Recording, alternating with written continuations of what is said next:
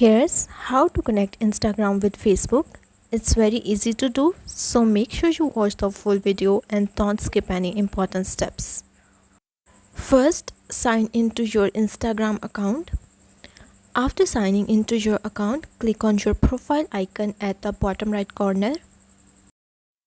After that, click on the three horizontal lines at the top right corner.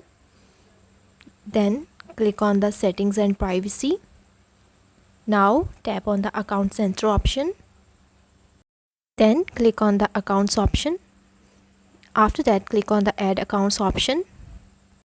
Now click on the add Facebook account option if you want to add your Facebook account.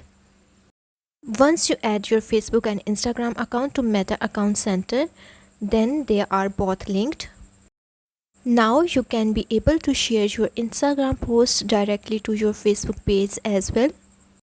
So that's how to connect Instagram with Facebook.